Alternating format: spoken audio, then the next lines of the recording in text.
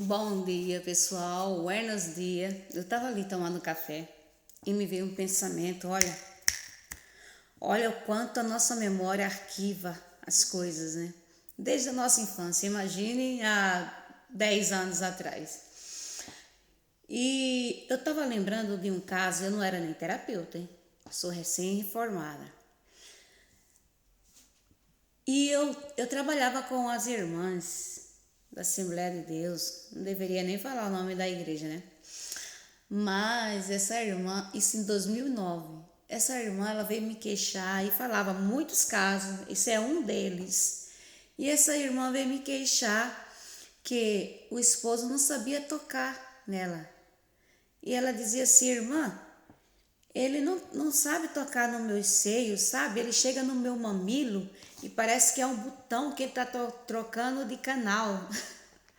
É bem engraçado, mas eu na hora ele faz com meus mamilos como se tivesse assim desparafusando. Não falou desparafusando, mas deu de entender, né? Ela falou como se estivesse trocando de canal, sabe? E ela começou a queixar. E depois, se passar os tempos, essa pessoa adoeceu, eu fiquei sabendo que ela chegou a óbito. E passou o tempo, esse companheiro dela casou. Mas ele casou mas casou com uma pessoa que ele comia o pão que o diabo amassou, não tem aquele dizer. Comia o pão, não sei se mudou, não sei se ainda tá com ela. Que a mulher fazia ele de gato, sabe? Fazia ele o que queria. E dizia assim, eu não vou nem dizer a frase, porque você sabe que rede social, sabe como que é a coisa, mas ele falou assim, que ela falava cada palavra com ele. Então, o que eu quero dizer com isso? Às vezes, há muitos casais que... fulano não é a pessoa certa para você. Às vezes, a gente, por falta de diálogo, dizer assim, porque, na verdade, tem homem que não sabe quando a mulher está gostando, que está sendo tocada, não sabe. Tem homem que é tão, assim, complicado, porque as mãos é a voz de quem não fala. Se eu estou escovando, cepilhando, como se diz aqui, arregando o cabelo de uma pessoa, se eu faço assim, dá de se entender para quem tem um bom senso, né? Quem tem um bom raciocínio, que a pessoa não precisa nem eu falar, às vezes se vira para cá. A pessoa vai entender que eu estou falando com as minhas mãos. Se eu faço assim, e às vezes se a mulher está tirando a mão, você está me molestando, você está me incomodando, eu não estou gostando. E a pessoa é tão, parece que irracional, para não falar outra palavra, que não entende. E às vezes por falta de falar assim, eu não gosto quando você fala assim, quando você faz assim, eu não gosto. Porque tem gente que é tão fácil da gente comunicar com ele, que às vezes assim, um levantar de sobrancelha, eu tô dando a entender, vamos, se retira, sai, me siga. Mas tem gente que você tem que desenhar.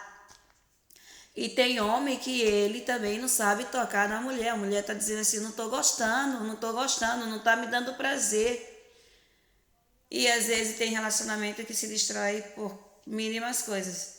E outras a mulher vai aguentando até explotar.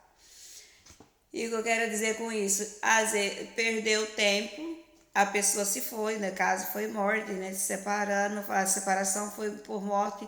Mas quantas das vezes aquela mulher não viveu, deixou de viver seu prazer, às vezes por falta de comunicação. Às vezes nós não sabemos comunicar. E muitas das vezes tem mulher que fala, mas a pessoa às vezes ignora. Então, hoje em dia, relacionamento está bem complicado por falta de comunicação.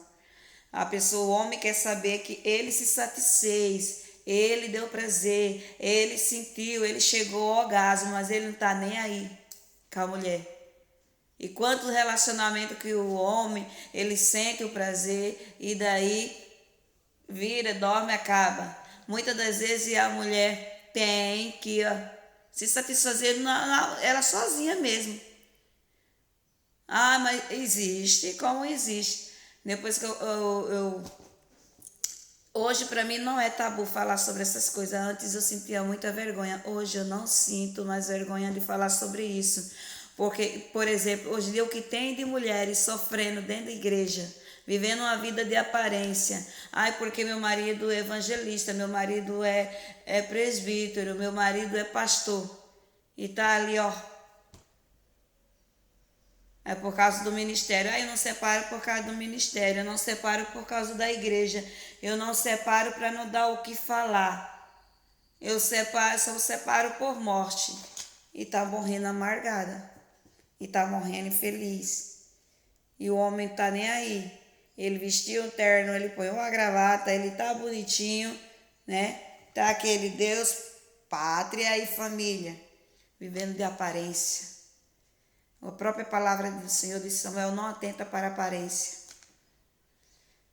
Quando aquela passagem de Deus, quando foi ungir na casa de Jessé, foi ungir e dizer, um deles, quanto pareceu ali e o profeta errando, não, certamente é esse, é aquele.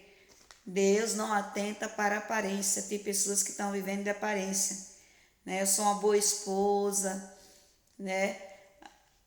É o meu marido, é o ministério, depende do marido. E tem marido também que está vivendo um relacionamento abusivo, porque tem mulher que é tipo a Jezabel. Muitos só pregaram que Jezabel é unha vermelha, batom vermelho, é pintura, é isso, é roupa, é aquilo. Jezabel era dominadora. Ela controlava, ela dava ordem. E o que tem de mulher assim também? Vamos ver os dois lados da moeda, né? Sei que tem mulheres que estão sofrendo, tem, mas também tem mulheres que até o inimigo diz assim, eu estou perdendo para ela, eu vou aprender com ela. E é sobre isso. Deixar de viver de aparência. Tá sofrendo aí por causa de igreja? A gente tem que sofrer por Jesus. Eu não deixo por causa do ministério, eu não deixo porque os irmãos vão pensar o que de mim? Quanto me tiveram por bruxa, ninguém comeu o meu pão, ninguém calçava o meu sapato, ninguém estava debaixo da mesma casa que eu, ninguém via onde a goteira caía. Mas muito só, né? Não, porque tem homens que são assim. Eu não deixo, mas ela vai comer na minha mão. Eu não deixo, mas eu vou dar motivo para ela me deixar. E depois que ela me deixa, é ela que me deixou, ela que saiu de casa. Por isso que a Bíblia diz que os filhos das trevas são mais prudentes que os filhos da luz.